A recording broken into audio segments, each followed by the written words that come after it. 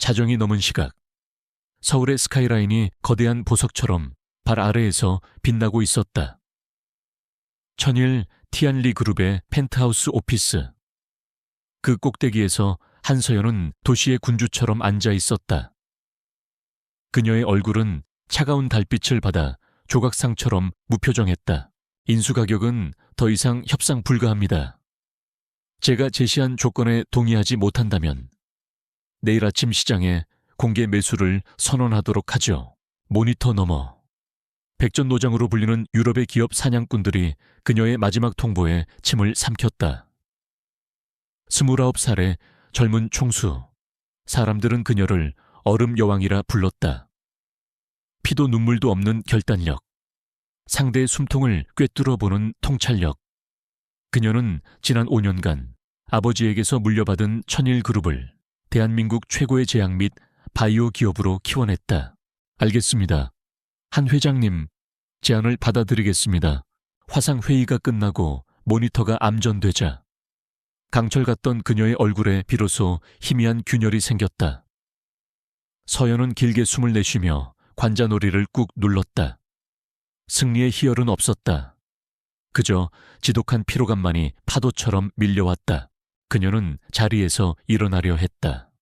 바로 그 순간 모든 것을 지배하던 여왕의 위엄은 거짓말처럼 사라졌다. 그녀는 책상 아래에 숨겨두었던 특수 티타늄으로 제작된 지팡이를 힘겹게 붙잡았다. 왼쪽 다리에서부터 시작된 날카로운 통증이 척추를 타고 올라와 비명을 질렀다. 딸칵. 지팡이가 값비싼 대리석 바닥에 부딪히는 소리가 광활한 사무실 안에서 유난히 크게 울렸다. 서연은 그 소리가 세상에서 가장 끔찍했다. 그것은 그녀의 불완전함을, 그녀가 필사적으로 숨기고 있는 약점을 드러내는 소리였다. 한 걸음, 또 한 걸음. 통유리창으로 향하는 몇 미터의 거리가 그녀에게는 수천 킬로미터처럼 멀게 느껴졌다. 마침내 창가에 선 그녀는 도시의 야경을 내려다보았다. 유리창에는 화려한 도시의 불빛과 함께 지팡이에 의지한 채 위태롭게 서 있는 자신의 초라한 모습이 비쳤다. 저 수많은 불빛 아래 과연 단 한 사람이라도 이 얼음 여왕의 고통을 아는 이가 있을까? 희귀 유전성 근육 위축증. 할아버지에게서 아버지로, 그리고 아버지에게서 그녀로 이어진 잔인한 족쇄였다. 서서히 온몸의 근육이 굳어지고 결국에는 심장이 멎게 되는 병. 아버지는 이 병으로 그녀가 20살이 되던 해에 세상을 떠났다. 그리고 이제 그 죽음의 그림자가 그녀의 발목에서부터 서서히 위로 기어오르고 있었다.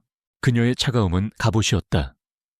동정받는 순간 모든 것을 잃을 것이라는 공포가 그녀를 얼음성에 가두었다. 회장님. 그때 노크 소리와 함께 조 비서가 들어왔다. 그는 10년 넘게 그녀의 곁을 지킨 유일한 사람이었다. 늦은 시간까지 수고 많으셨습니다. 푸른 날개 재단의 이번 달 활동 보고서입니다. 서연은 보고서를 받아들었다. 푸른 날개 재단은 그녀가 익명으로 운영하는 비밀 자선 단체였다. 언론에도, 심지어 가족에게도 알려지지 않은 그녀만의 공간이었다. 재단은 선천적 장애를 가진 저소득층 아이들에게 최첨단 의수족과 재활치료를 지원하는 일을 했다. 그녀는 보고서의 수많은 숫자들 대신 한 아이의 사진에서 눈길을 멈췄다. 교통사고로 한쪽 다리를 잃었지만 새로 받은 로봇 의족을 뽐내며 환하게 웃고 있는 여자아이였다. 아이의 미소를 보는 순간 서연의 얼음 같던 눈빛에 아주 잠깐 온기가 스쳐 지나갔다. 어쩌면 그녀는 아이들의 미래를 지원함으로써 자신이 가질 수 없는 미래를 보상받고 싶었는지도 모른다. 다음 달 지원금은 2배로 늘리세요. 그리고 저 아이, 평생 재활치료비는 재단에서 책임지도록 하세요. 알겠습니다. 회장님. 조 비서가 나가고 다시 혼자가 된 서연은 할아버지의 유언을 떠올렸다. 임종 직전 할아버지는 그녀의 손을 잡고 희미한 목소리로 속삭였다. 서연아, 우리 가문에는 오래된 예언이 있단다. 날개가 부셔진 봉황은 신성한 산에 숨결을 품은 자만이 다시 날개할 수 있으리라.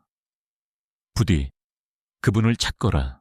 어린 시절 그저 옛날 이야기라고만 생각했던 허무맹랑한 말.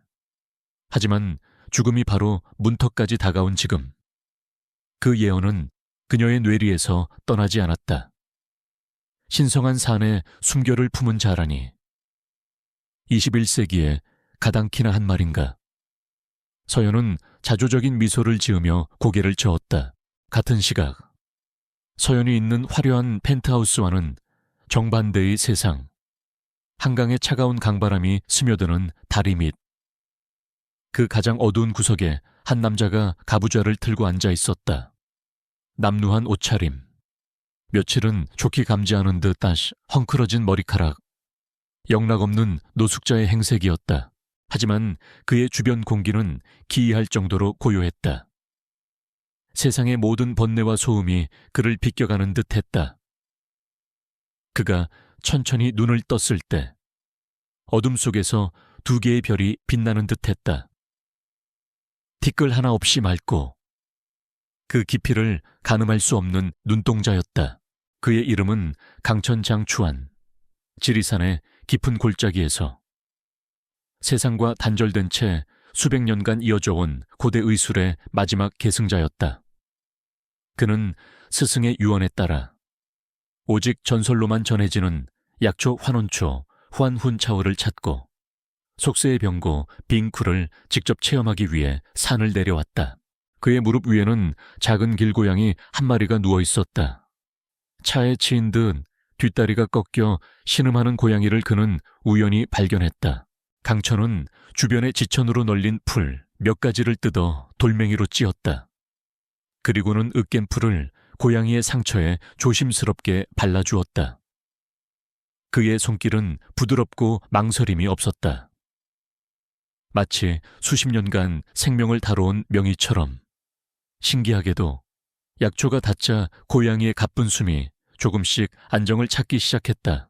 강천은 고양이의 작은 머리를 쓰다듬으며 밤하늘을 올려다보았다. 그의 눈에는 인간 세상의 부와 명예, 그 어떤 것도 담겨있지 않았다.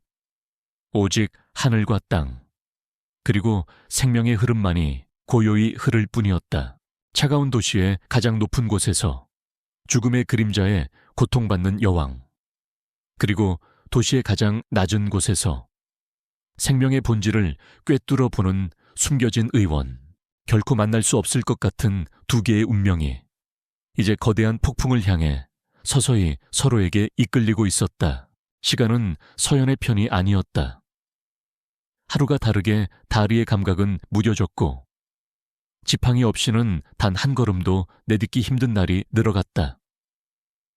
통증은 악마처럼 그녀의 몸과 정신을 갉아먹었지만 그녀는 약 한 번 쓰지 않고 버텼다. 약에 의존하는 순간 모든 것을 놓아버릴 것만 같았다. 운명의 날은 천일그룹의 3분기 실적을 발표하는 이사회에서 찾아왔다. 회의실의 공기는 팽팽한 긴장감으로 가득했다. 서연의 사촌 동생이자 그룹의 이사인 한태민이 사사건건 그녀의 경영 방식에 제동을 걸고 나섰기 때문이다. 누님, 이번 신약 개발에 투자한 비용이 과도하다는 의견이 많습니다. 보다 안정적인 사업에 집중해야 할 때입니다. 태민은 능구렁이 같은 미소를 지으며 이사들을 선동했다. 그의 야심은 누구의 눈에도 뻔히 보였다. 서연은 차갑게 응수했다. 안정적인 사업만 좇는다면 천일그룹은 삼류 기업으로 전락할 겁니다. 미래는 기다리는 자가 아닌 도전하는 자의 것입니다. 이 프로젝트는 제가 직접 책임집니다. 그녀의 카리스마의 이사들의 술렁임이 잦아들던 바로 그 순간이었다. 지독한 통증이 전기 충격처럼 그녀의 왼쪽 다리를 관통했다. 눈앞이 하얗게 변하며 아찔한 형이증이 덮쳤다. 테이블 아래로 그녀는 식은땀에 젖은 주먹을 꽉 쥐었다. 버텨야 해. 여기서 무너질 순 없어. 하지만 이번의 통증은 이전과 차원이 달랐다.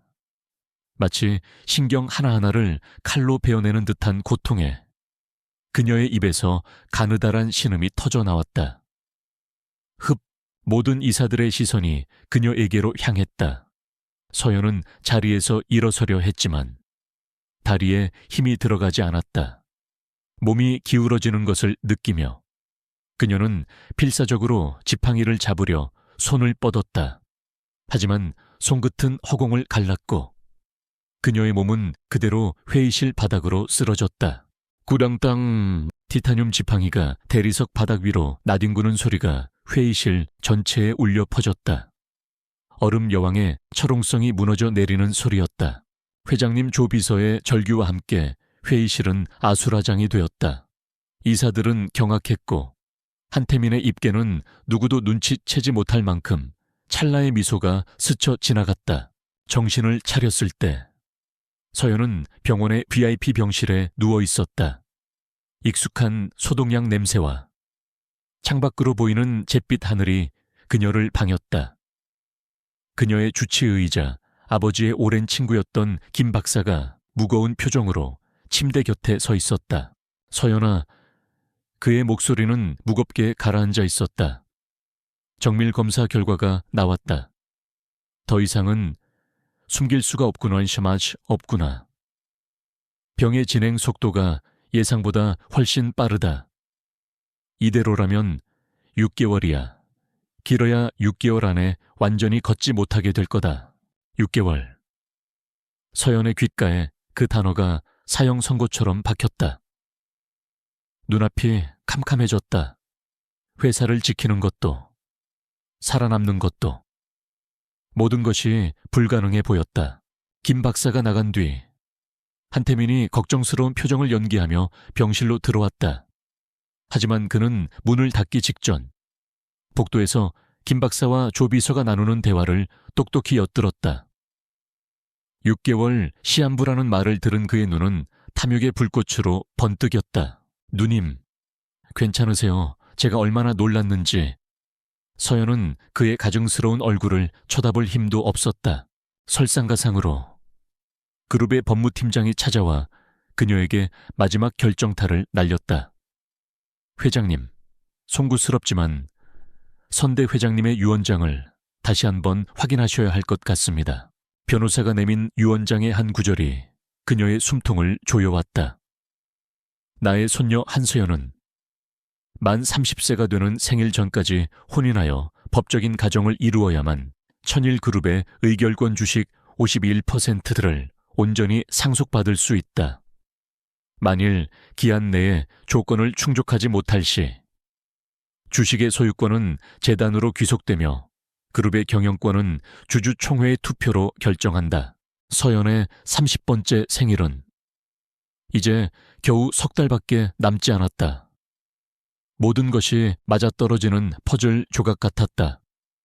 건강 악화, 3개월의 시한, 그리고 결혼이라는 터무니없는 조건. 이것은 사촌 동생 한태민에게 회사를 통째로 넘겨주기 위해 짜인 거대한 덫이었다. 그날 밤 서연은 텅 빈 펜트하우스로 돌아왔다. 그녀는 지팡이도 내팽개친 채 차가운 바닥에 주저앉아 울었다. 평생 단 한 번도 소리내어 울어본 적 없던 얼음 여왕이 상처 입은 아이처럼 서럽게 울었다. 모든 것이 끝났다고 생각했다. 얼마나 울었을까. 눈물샘이 다 마를 무렵 텅 빈 그녀의 머릿속으로 할아버지의 마지막 유언이 희미한 빛처럼 떠올랐다. 날개가 부서진 봉황은 신성한 산의 숨결을 품은 자만이 다시 날개할 수 있으리라. 허무맹랑한 소리. 미신. 하지만 지금 그녀에게는 지푸라기라도 잡을 무언가가 필요했다. 과학과 의학이 포기한 자신의 운명을. 단 1%의 가능성이라도 있다면 비과학적인 운명에라도 걸어보고 싶었다. 서연은 비틀거리며 일어나 전화를 걸었다. 그녀의 목소리는 쇳소리가 섞여 나왔지만 그 안에는 마지막 불꽃 같은 결의가 담겨 있었다. 조비서. 네? 회장님, 말씀하십시오. 지금부터 내 말 잘 들어요. 그녀는 창밖의 도시를 내려다보며 마치 미친 사람처럼 명령했다. 찾아요. 나네 무엇을 말입니까? 그 사람을 찾아요. 할아버지가 말씀하셨던 사람, 신성한 산에 숨결을 품은 사람. 조비서는 회장님의 정신이 이상해졌다고 생각했다. 회장님, 그게 무슨 말씀이신지 이 서울 안에 있는 모든 노숙자, 모든 거지를 다 뒤져요. 서연의 목소리가 절규처럼 터져 나왔다. 그 중에서 출신지가 지리산 근처인 사람을 단 한 명도 빼놓지 말고 전부 다 찾아내세요, 당장. 수화기 너머로 조 비서의 당황한 숨소리가 들려왔다. 그것은 이성적인 판단을 넘어선 거의 광기에 가까운 명령이었다. 하지만 그는 알고 있었다. 이것이 자신의 주군이 세상에 내지르는 마지막 비명이자 가장 절박한 희망의 외침이라는 것을. 알겠습니다. 회장님, 전화를 끊은 서연은 그 자리에 주저앉았다. 이제 그녀가 할 수 있는 것은 아무것도 없었다. 그녀는 자신의 운명 전부를 존재하지 않을지도 모르는 한 줄기 예언에 걸어버렸다. 조 비서는 평생 이런 황당한 명령을 받아본 적이 없었다. 대한민국 최고의 엘리트들로 구성된 천일그룹의 비서실이 하루아침에 서울 시내의 모든 노숙자와 거지를 찾아다니는 신세가 되었다. 공원, 지하철역, 강변의 다리미까지 그들은 정체를 숨긴 채 이 잡듯 도시를 뒤졌다.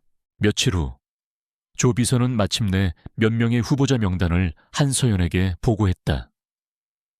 대부분은 알코올 중독자이거나 정신이 온전치 못한 사람들이었다. 하지만 그중 유독 눈에 띄는 인물이 하나 있었다. 이름은 강천, 나이는 미상입니다. 한강 다리 밑에서 생활한 지는 3달 정도 되었다고 합니다. 특이한 점은 다른 노숙자들과 달리 술도 마시지 않고 구걸도 하지 않으며 그저 조용히 앉아있는 시간이 대부분이라고 합니다. 고향을 묻는 질문에는 그저 산이라고만 대답했다고 합니다. 서연의 눈이 가늘어졌다. 산, 단서라고 하기엔 너무나 희미했지만 지금 그녀에겐 선택의 여지가 없었다. 그 사람. 내가 직접 만나보겠습니다. 다음 날 서연은 평소의 화려한 모습 대신 눈에 띄지 않는 평범한 재킷과 청바지 그리고 얼굴을 반쯤 가리는 마스크를 쓴 채 약속된 장소로 향했다. 한강의 삭막한 바람이 부는 다리 밑 TV에서나 보던 비참한 풍경이 눈앞에 펼쳐지자 그녀는 저도 모르게 인상을 찌푸렸다. 축축한 콘크리트 냄새와 정체 모를 악취가 코를 찔렀다. 그리고 그곳에 그가 있었다. 강천. 그는 다른 노숙자들과 조금 떨어진 곳에 등을 벽에 기댄 채 가부좌를 틀고 앉아 있었다. 마치 주변의 모든 혼돈과 더러움이 그와는 상관없다는 듯. 그의 주변만은 시간이 멈춘 것처럼 고요했다. 서연은 지팡이를 짚으며 그에게 다가갔다. 그녀의 등장에 남자의 감았던 눈이 천천히 떠졌다. 서연은 그 눈을 보고 순간 숨을 멈췄다. 더러운 행색과는 전혀 어울리지 않는 깊고 투명한 눈동자였다. 마치 지리산 천왕봉 정상에서 내려다보는 밤하늘의 별처럼. 당신이 강천 씨입니까? 남자는 대답 대신 고개만 작게 끄덕였다. 서연은 서론을 길게 끌지 않았다. 그녀는 곧장 수표 한 장을 꺼내 그의 앞에 내밀었다. 익숙하니 비어있는 백지수표였다. 나와 결혼해줘요. 원하는 액수는 뭐든지 적어요. 집, 차, 평생 먹고 살 돈, 뭐든지 주겠습니다. 그것은 사랑 고백이 아닌 거래 제안이었다. 절박함이 만들어낸 세상에서 가장 기이한 청혼이었다. 강천의 시선이 백지수표에 아주 잠깐 머물렀다. 그리고는 다시 서연의 얼굴로 향했다. 그의 입가에 희미한 조소가 스쳐 지나갔다. 그 돈으로 당신의 시간을 살 수 있어. 내 당신의 망가진 몸뚱어리와 그보다 더 병든 마음을 고칠 수 있냐는 말이오. 서연은 평생 이런 무시를 당해본 적이 없었다. 고작 거지 주제에 감히 자신을 동정하고 조롱하는 듯한 말투. 분노가 머리끝까지 치밀어 올랐다. 주제 파악이나 제대로 그녀가 막 화를 터뜨리려던 순간이었다. 아, 우리 아가 왜 이래? 바로 옆. 공터에서 놀던 한 아이가 갑자기 숨을 제대로 쉬지 못하고 바닥에 쓰러졌다. 아이의 얼굴은 순식간에 파랗게 질리기 시작했고 목에서는 그르렁거리는 소리가 났다. 급성 천식 발작이었다. 아이 엄마는 아이의 이름을 부르며 절규했다. 주변은 순식간에 아수라장이 되었다. 조 비서가 다급하게 벨길 구에 신고하려던 그때였다. 고요히 앉아있던 강천이 번개처럼 움직였다. 그는 사람들을 해치고 단숨에 아이에게 다가갔다. 그의 움직임에는 군더더기가 없었다. 모두 비키시오. 그는 겁에 질린 엄마를 진정시키고 아이의 옷을 풀어 기도를 확보했다. 그리고는 두 손가락을 세워 아이의 목과 쇄골 그리고 가슴 부근의 혈 액시추에 자리를 정확하고 강하게 누르기 시작했다. 의학적 지식이 없는 사람이 보기에는 그저 몸을 주무르는 것처럼 보였다. 하지만 그의 손가락이 닿는 곳마다 막혀있던 아이의 숨길이 기적처럼 조금씩 열리고 있었다. 커허, 콜록 몇 분이나 지났을까. 파랗게 질렸던 아이가 거친 기침과 함께 드디어 숨을 토해냈다. 아이의 얼굴에 서서히 혈색이 돌아오기 시작했다. 구급차가 요란한 사이렌 소리를 내며 도착했을 때 아이는 이미 엄마 품에 안겨 안정적으로 숨을 쉬고 있었다. 모든 상황이 순식간에 종료되었다. 아이 엄마는 강천의 손을 붙잡고 눈물을 흘리며 몇 번이고 감사 인사를 했다. 하지만 강천은 아무 말 없이 다시 원래 있던 자리로 돌아와 앉을 뿐이었다. 마치 아무 일도 없었다는 듯이 서연과 조비서는 그 자리에서 얼어붙은 채 이 모든 광경을 처음부터 끝까지 지켜보았다. 이건 단순한 응급처치가 아니다. 우연이라고 할 수도 없다. 저 남자는 정확히 무엇을, 어떻게 해야 하는지를 알고 있었다. 서연의 심장이 미친 듯이 뛰기 시작했다. 어쩌면 정말로 할아버지의 예언이, 이 허무맹랑한 희망이 바로 눈앞에 있는지도 모른다. 그날 저녁 서연은 사무실에서 그날 찍힌 강천의 사진을 멍하니 바라보고 있었다. 그때 사무실 문이 거칠게 열리며 약혼자인 김도연이 들이닥쳤다. 그의 얼굴은 분노로 일그러져 있었다. 한서연, 이게 대체 무슨 짓이야? 도연은 서연의 책상 위로 사진 몇 장을 집어 던졌다. 낮에 그녀가 다리 밑에서 강천과 대화하던 장면을 몰래 찍은 사진이었다. 대한민국 최고 기업의 회장님이 시궁창 같은 데서 거지랑 밀회를 즐겨 당신 정말 미쳤어. 김도현은 처음부터 서연의 다리 저는 모습을 경멸했다. 그가 그녀와 약혼한 이유는 오직 천일그룹과의 합병을 통해 자신의 회사를 키우려는 야심 때문이었다. 당신 집안 어른들이 이걸 보면 뭐라고 하실까? 이 사진이 언론에 뿌려지면 천일그룹 주가가 어떻게 될 것 같아. 그는 비열하게 웃으며 본색을 드러냈다. 이번 합병 계약, 우리 쪽에 유리한 조건으로 수정하도록 해. 내 요구를 들어주지 않으면 당신이 정신 나간 여자라는 걸 온 세상에 광고하고 다닐 테니까. 잘 생각해봐. 협박이었다. 사촌 동생은 자신의 건강을, 약혼자는 자신의 명예를 무기 삼아 그녀를 벼랑 끝으로 내몰고 있었다. 사방이 적이었다. 믿을 사람 하나 없었다. 도연이 나가고 사무실에 다시 혼자 남은 서연은 창밖을 바라보았다. 이제 그녀에게 남은 선택지는 단 하나뿐이었다.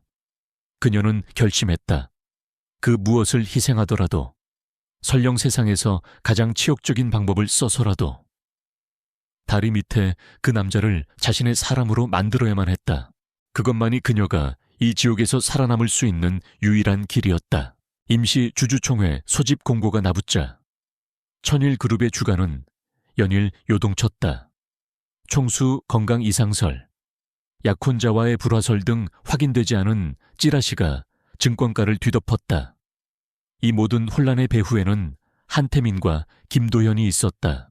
주주총회 전날 밤, 두 남자는 강남의 한 고급배에서 은밀히 만나 축배를 들었다. 모든 준비는 끝났습니다. 형님, 한태민이 비열한 미소를 지으며 말했다.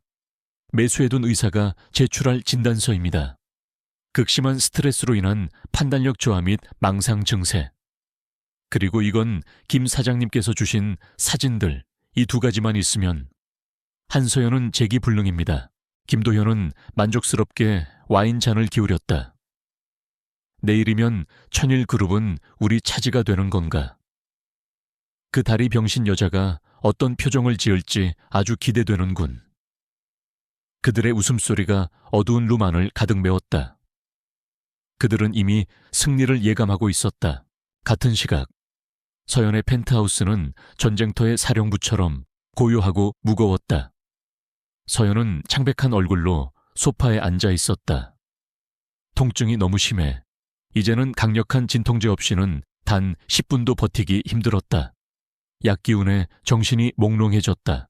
조 비서는 눈시울이 붉어진 채 그녀의 앞에 무릎을 꿇었다. 회장님, 제발 가지 마십시오.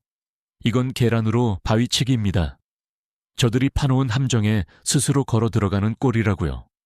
그는 자신의 주군이 공개적으로 망신당하고 돌이킬 수 없는 상처를 입는 것을 볼 수 없었다. 차라리 회장직을 내려놓으십시오. 건강만 회복하시면 언제든 다시 일어설 수 있습니다. 서연은 조용히 고개를 저었다. 그녀는 조 비서의 충심을 누구보다 잘 알았다. 하지만 그가 모르는 것이 있었다. 그녀에게는 돌아갈 다음이 없다는 것을. 조 비서, 그녀는 떨리는 손으로 조 비서의 어깨를 잡았다. 내가 만약 쓰러지더라도 병실 침대 위에서 쓰러지진 않을 거야. 내 왕좌에서 쓰러질 거야. 그게 내 마지막 자존심이야. 그녀의 눈에는 더 이상 두려움이 없었다. 모든 것을 잃을 각오를 한 사람만이 가질 수 있는 처연하면서도 단단한 빛이 깃들어 있었다. 주주총회 당일, 천일그룹 본사 로비는 수백 명의 기자들로 인산인해를 이루었다. 서연이 차에서 내리는 순간 수많은 카메라 플래시가 폭죽처럼 터져 나왔다. 그녀는 애써 꼿꼿한 자세를 유지하며 한 걸음 한 걸음 고통스럽게 발을 내디뎠다. 지팡이를 쥔 손은 하얗게 질려 있었고 등에서는 식은땀이 비 오듯 흘렀다. 로비에서 회의장까지의 그 짧은 거리가 그녀에게는 영원처럼 느껴졌다. 마침내 회의장 안으로 들어섰을 때 그녀는 투기장에 들어선 검투사의 심정을 이해할 수 있었다. 수백 명의 주주들이 싸늘하거나 혹은 호기심 어린 눈으로 그녀를 지켜보고 있었다. 의장석에는 한태민이 임시 의장 자격으로 앉아 그녀를 보며 회심의 미소를 짓고 있었다. 회의가 시작되었다. 한태민은 연기라도 하듯 슬픔에 잠긴 목소리로 입을 열었다. 존경하는 주주 여러분, 저는 오늘 참담한 심정으로 이 자리에 섰습니다. 저희 누님이자 천일그룹의 회장인 한서연 회장님은 지금 매우 위태로운 상태입니다. 그의 말이 끝나기 무섭게 매수된 의사가 증인으로 나섰다. 그는 온갖 어려운 의학 용어를 들먹이며 서연이 과도한 스트레스로 인해 정상적인 경영 활동이 불가능한 상태라고 증언했다. 망상, 충동 조절 장애 같은 자극적인 단어들이 회의장을 떠돌았다. 주주들이 술렁이기 시작했다. 그리고 마지막 일격은 김도현이 날렸다. 그는 대형 스크린에 서연이 다리 밑에서 강천과 함께 있는 사진을 띄웠다. 비록 멀리서 찍어 흐릿했지만 대한민국 최고의 여성 CEO가 거지와 함께 있는 모습은 그 자체로 충격적이었다. 이게 제 약혼녀의 실상입니다. 여러분, 회사의 중요한 합병을 앞두고 이런 비천한 자들과 어울리며 회사의 명예를 실추시키고 있습니다. 제정신이라고 할 수 있겠습니까? 회의장은 그야말로 아수라장이 되었다. 여기저기서 고성이 터져 나왔다. 당장 회장 자리에서 끌어내려 회사가 망하기 전에 불신임 투표를 시작합시다. 한태민은 이 순간을 기다렸다는 듯 의사봉을 두드렸다. 정숙해 주십시오. 지금부터 천일그룹 회장 한서연에 대한 경영능력 불신임 투표를 시작하겠습니다. 모든 것이 끝나는 듯 했다. 서연은 창백한 얼굴로 눈을 감았다. 통증과 약기운, 그리고 절망감이 뒤섞여 눈앞이 흐릿했다. 조 비서는 차마 이 광경을 보지 못하고 고개를 숙인 채 눈물을 흘렸다. 바로 그때였다. 서연이 가쁘게 숨을 몰아쉬며 온 힘을 다해 자리에서 일어섰다. 지팡이에 의지한 그녀의 몸은 금방이라도 쓰러질 듯 위태로웠다. 자, 잠깐만요. 그녀의 목소리는 작고 떨렸지만 그 안에는 아직 꺼지지 않은 불꽃이 남아있었다. 투표 전에 마지막으로 저에게도 증인을 신청할 권리가 있지 않습니까? 한태민은 코웃음을 쳤다. 이 상황에서 무슨 증인이란 말인가? 좋습니다. 마지막 발악이라도 들어는 드려야죠. 당신의 증인은 누굽니까? 서연은 회의장의 육중한 문을 바라보며 마지막 남은 힘을 다해 말했다. 저의 유일한 증인이자 마지막 희망입니다. 들여보내세요. 모든 사람의 시선이 회의장 문으로 쏠렸다. 이제 그녀의 인생을 건 가장 위험하고도 치욕적인 도박의 막이 오르려 하고 있었다. 회의장의 육중한 문이 소리 없이 열렸다. 모든 사람의 시선이 그곳으로 쏠렸다. 문을 열고 들어온 사람은 그들이 예상했던 변호사나 의사가 아니었다. 깨끗하지만 낡고 수수한 옷차림의 젊은 남자. 바로 며칠 전까지 다리 밑에서 생활하던 강천이었다. 주주들은 술렁이기 시작했다. 저자는 누구야? 사진 속에 그 거지가 아니야.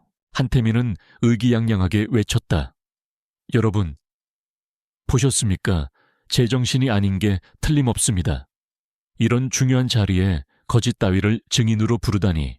하지만 그의 외침은 곧이어 벌어진 믿을 수 없는 광경에 묻혀버렸다. 한서연이, 대한민국 재계를 호령하던 얼음 여왕이 위태롭게 몸을 움직이기 시작했다. 그녀는 지팡이에 온 체중을 실어 한 걸음, 또 한 걸음, 강천을 향해 걸어갔다. 그녀의 임에는 구슬 같은 땀방울이 맺혔고 입술은 새하얗게 질려 있었다. 마침내 강천의 앞에 다다른 그녀는 숨을 가쁘게 몰아쉬었다. 그리고 그녀는 모두의 눈앞에서 쥐고 있던 지팡이를 놓아버렸다. 지팡이가 바닥에 부딪히는 날카로운 소리와 함께 그녀의 몸이 휘청였다. 모두가 비명을 지르려던 찰나 그녀는 남은 힘을 다해 버텼다. 그리고는 천천히, 아주 천천히 무릎을 굽혔다. 그녀의 무릎이 차가운 대리석 바닥에 닿는 소리가 이상할 정도로 크게 회의실 전체에 울려 퍼졌다. 대한민국에서 가장 높은 곳에 있던 여자가 가장 낮은 곳의 남자 앞에서 무릎을 꿇었다. 시간과 공간이 멈춘 듯한 절대적인 정적, 사람들은 숨 쉬는 것조차 잊었다. 서연은 고개를 들어 맑고 고요한 강천의 눈을 바라보았다. 그녀의 목소리는 갈라졌지만 그 안에는 마지막 남은 모든 것을 건 절박함이 담겨 있었다. 제발 저와 결혼해 주세요. 그 말이 끝나는 순간 정적은 거대한 폭발음으로 바뀌었다. 미쳤어. 저 여자 완전히 미쳤어. 한태민은 기다렸다는 듯이 광분하며 외쳤다. 여러분, 이제 아시겠습니까? 저런 미친 여자에게 우리 그룹의 미래를 맡길 수는 없습니다. 당장 투표를. 모든 것이 끝나는 듯했다. 서연 스스로가 자신의 정신이 온전치 않음을 증명해버린 꼴이었다. 조 비서는 절망감에 눈을 감았다. 바로 그 순간이었다. 강천이 움직였다. 그는 조용히 허리를 숙여 서연의 양팔을 붙잡고 그녀를 일으켜 세웠다. 그의 손길은 부드러우면서도 거부할 수 없는 힘을 가지고 있었다. 그리고 그는 처음으로 이 혼돈의 중심에서 입을 열었다. 그의 목소리는 크지 않았지만 이상하게도 회의장의 모든 소음을 잠재우는 힘이 있었다. 나는 이 여자와 결혼하지 않습니다. 한태민과 김도연의 얼굴에 승리의 미소가 떠올랐다. 거절당한 건가? 이보다 더 완벽한 마무리는 없었다. 하지만 강천의 다음 말이 그들의 미소를 얼굴에 그대로 얼어붙게 만들었다. 하지만 나는 이 여자를 고칠 겁니다. 그가 말을 마치기 무섭게 품속에서 오래된 오동나무 상자 하나를 꺼냈다. 상자를 열자 그 안에 고이 잠들어 있던 수십 개의 은침 인잔, 이 서늘한 빛을 발했다. 내게 10분의 시간을 주시오. 강천은 주주들의 동의를 구하지도 않고 서연을 의자에 앉혔다. 그리고는 눈을 감고 그녀의 다리와 척추에 기맥 치모를 살폈다. 그의 손이 허공에서 몇 번 움직이더니 번개 같은 속도로 은침을 뽑아들었다. 스륵, 스륵, 침이 살을 파고드는 소리가 들릴 정도로 회의장은 고요했다. 그의 손놀림은 마치 수십 년간 춤을 춘 무용수처럼 유려하고 정확했다. 그는 서연의 다리와 허리에 있는 몇 개의 혈자리에 망설임 없이 침을 놓았다. 그리고 기적이 일어났다. 침이 놓일 때마다 서연의 창백하던 얼굴에 서서히 혈색이 돌아오기 시작했다. 고통으로 잔뜩 찡그려져 있던 미간이 부드럽게 풀렸다. 마지막 침이 놓이고 강천이 그녀의 어깨를 가볍게 두드리자 그녀는 자신도 모르게 탄성을 내뱉었다. 아, 지옥 같던 통증이 사라졌다. 마치 다리를 올가매고 있던 차가운 쇠사슬이 녹아내리는 듯한 감각. 그 자리를 따뜻한 온기가 채우기 시작했다. 일어서 보시오. 강천의 말에 서연은 홀린 듯이 자리에서 일어섰다. 지팡이도 없이, 부축도 없이 그녀는 자신의 두 다리로 온전히 섰다. 아직은 조금 떨렸지만 분명한 그녀 자신의 힘이었다. 그녀는 조심스럽게 한 걸음을 내디뎠다. 그리고 또 한 걸음. 회의장에 있던 모든 사람들이 입을 다물지 못했다. 이것은 마술인가? 아니면 신의 기적인가? 의학을 모르는 사람들이 보기에도 이것은 명백히 상식의 범주를 벗어난 일이었다. 그때 주주들 중 가장 연장자이자 한의학의 조예가 깊기로 소문난 박원로가 자리에서 벌떡 일어났다. 그는 유령이라도 본 듯한 표정으로 강천이 들고 있는 오동나무 상자를 가리키며 부들부들 떨었다. 저 문양은, 저것은. 그의 외침에 모든 시선이 다시 강천에게로 향했다. 세상에 수백 년간 명맥이 끊겼다고 알려진 지리산 신의 쉔 이 가문의 인장이야. 저 사람은 거지가 아니라 전설로만 전해지던 신우의 마지막 후계자란 말이다. 지리산 신의 그 이름이 회의장에 메아리치는 순간 모든 퍼즐 조각이 맞춰졌다. 한태민과 김도현의 얼굴은 하얗게 그야말로 사색 시세이 되었다. 자신들이 시궁창의 거지라고 비웃고 조롱했던 남자가 돈으로는 결코 살 수 없는 전설 속의 존재였다니. 모든 사람들의 시선이 다시 서연과 강천에게로 향했다. 경멸과 의심은 사라지고 그 자리에는 경외와 두려움, 그리고 이해할 수 없는 현상에 대한 절대적인 충격만이 남아있었다.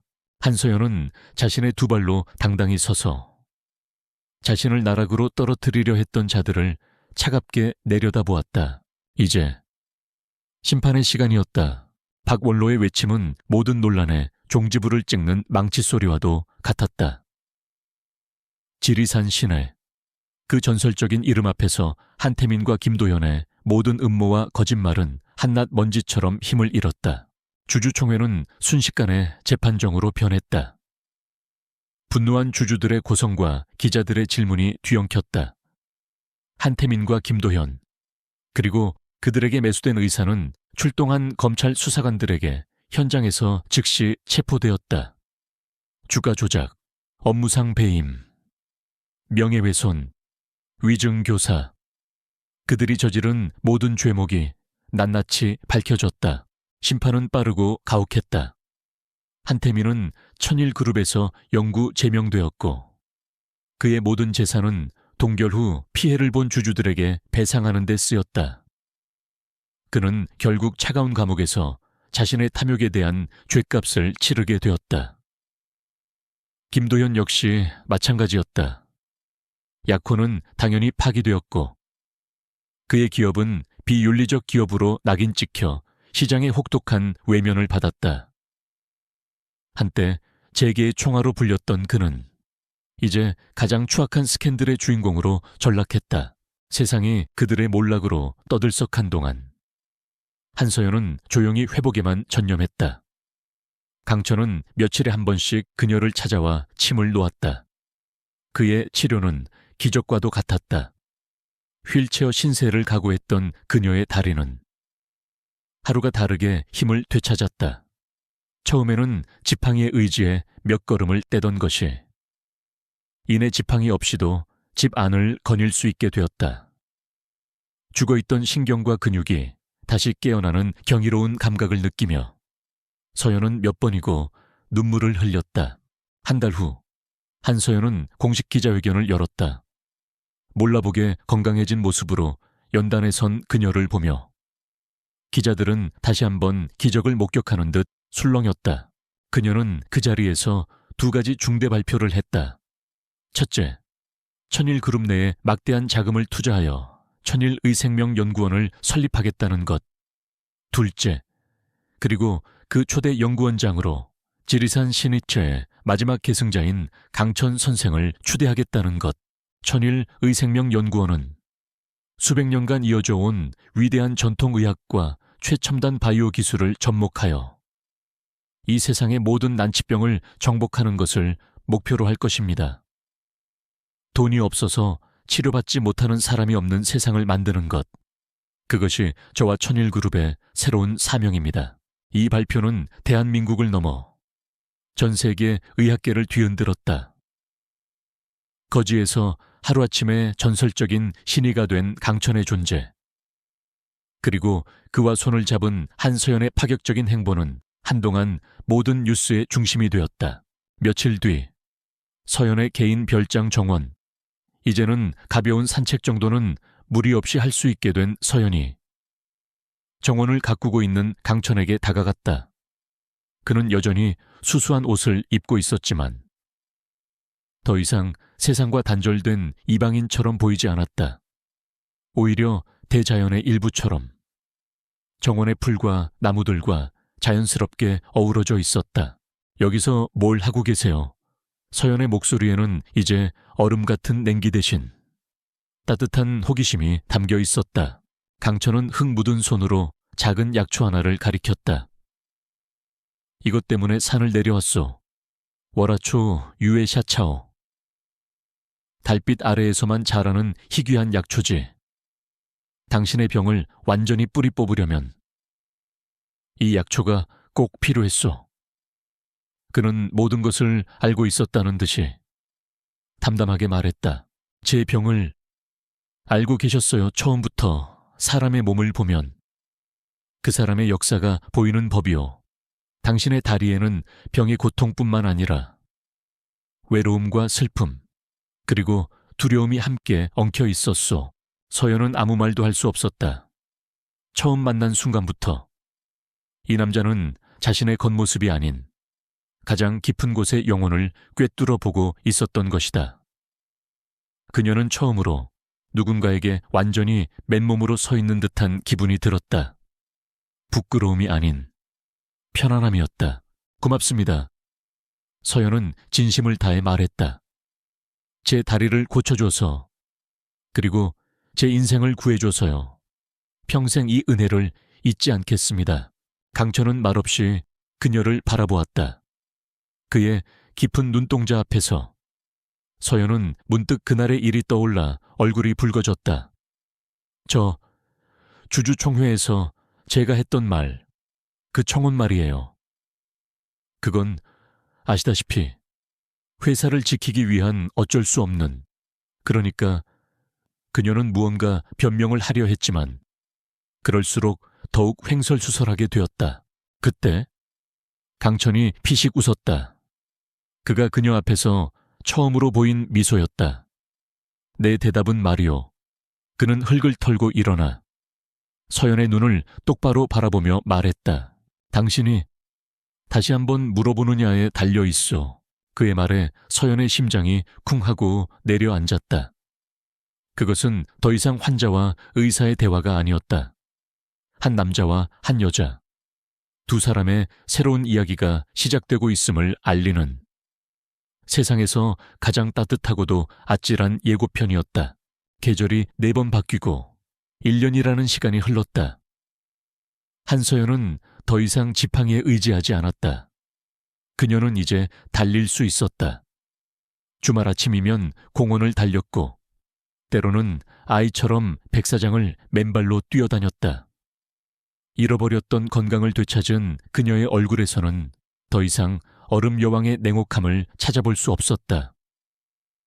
그 자리에는 시련을 이겨낸 사람만이 가질 수 있는 부드럽지만 강인한 미소가 자리 잡고 있었다. 천일그룹은 그녀의 변화와 함께 다시 태어났다.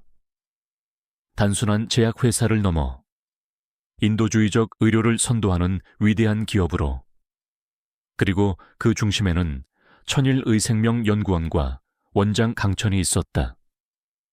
그의 신비로운 의술은 현대과학과 만나 수많은 난치병 환자들에게 새로운 희망을 안겨주었다. 오늘 서연과 강천은 지리산 자락의 한 작은 산골마을에 와 있었다. 연구원의 첫 번째 사회 환원 프로젝트인 희망진료소가 문을 여는 날이었다. 진료소는 마을 노인들과 아이들을 위해 모든 의료 서비스를 무료로 제공했다. 진료소 앞마당은 아침부터 잔칫날처럼 북적였다. 강천은 하얀 의사가운 대신 평소처럼 수수한 개량 한복을 입고 할머니 할아버지들의 맥을 짚었다. 그의 곁에는 더 이상 신의의 후계자라는 거창한 수식어는 없었다. 그저 아픈 사람의 고통에 귀 기울이는 따뜻한 의원만이 있을 뿐이었다.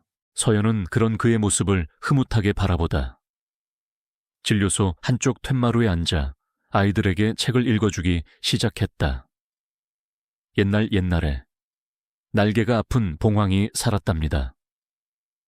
아이들은 초롱초롱한 눈으로 그녀의 이야기에 빠져들었다.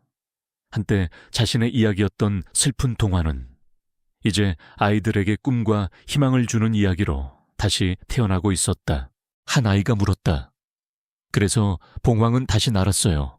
서연은 아이의 머리를 쓰다듬으며 환하게 웃었다. 그럼 아주 멋진 사람을 만나서 예전보다 훨씬 더 높이 날게 되었단다. 해가 서산 너머로 기울어질 무렵 진료소의 일과도 끝이 났다. 서연과 강천은 마을이 내려다 보이는 작은 언덕으로 산책을 나섰다.